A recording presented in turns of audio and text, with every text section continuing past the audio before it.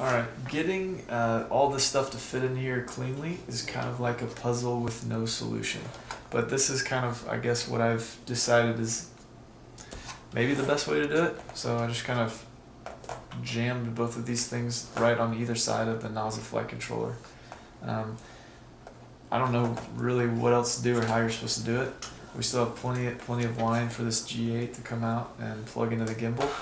So I'm gonna try bolting it back together and see if it'll go back together.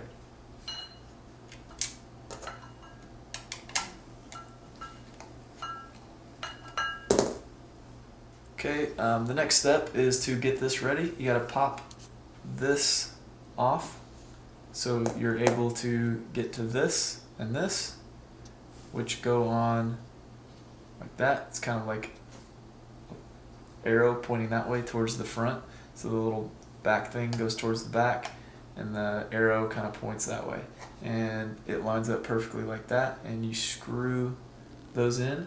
I think you use the M3 by 6.5 screws, but I'm not sure. I'm about to try that out and find out. It looks like the M3 by 6.5 screws are the correct ones for this.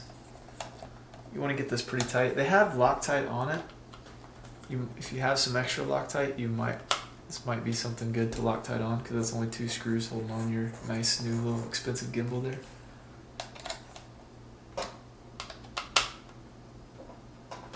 Okay, now we got to get this thing back on there. Again, this is a reminder that you might want to put some small, like just very loose, not even tight at all, twisty ties right here, just in case this pops off, you don't lose your gimbal if something happens. That's something I do on my S800. It's a trick that I picked up from the DJI guys. Use the screwdriver to facilitate the insertion of rubber grommets. Because it's a pain in the butt. Because it sucks. It's frustrating. Okay, next we need to get this onto here. Looks like we need to probably get this plugged in first, because it looks like it might be kind of hard to do it without. So let's plug that in, and then we'll figure out which screws we're supposed to use for that.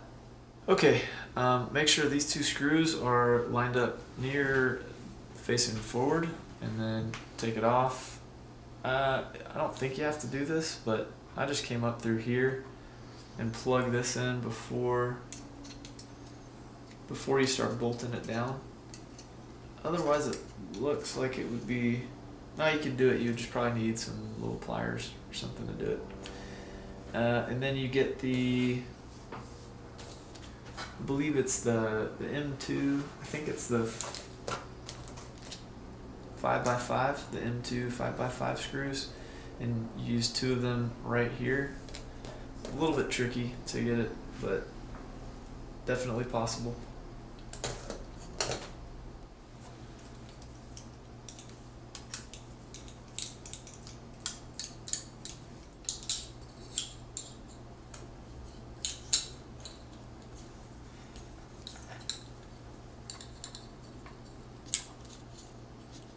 It's a little bit of an angle here. It's a little tricky to get to. Got it.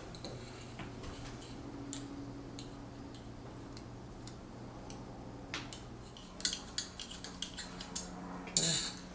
Once you get them both in, you can tighten both of them down pretty good.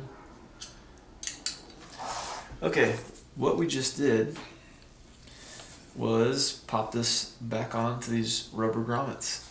We screwed in these 2 screws, and I think we are getting close to testing time. We need to make sure that we have the latest version of the NASA firmware on here. We're going to do that right now, and we'll be back after that's done. Alright, so you've snapped the GoPro into the gimbal, and now we're going to put the bracket on. Yeah, you snap the GoPro into the gimbal, take the bracket, and you take the M2 563 screws, I think. Don't worry about Loctiting these. You're going to be taking your GoPro out of here all the time. Just make sure it's tight before you fly, and because it's metal on metal, vibrations could shake it loose. Just make sure when you run that black G8 wire out that you get through the landing gear. We didn't do that, so we got to take it, somewhat apart, backtrack a little bit, and run it up through there. So what do we do? So we Okay, we got everything bolted back on. We had made a mistake and we had to redo it all. So we just unscrewed it and screwed it back on. You'll notice it looks like it's a little off balance. It's because we have this lens cap on. Once you take that off, it's nice and balanced. It looks like it's pointing down, but it is stable. So let's adjust channel, I don't know, a different channel on the back. There's two like trim pots down here that you can turn. I think it's this one.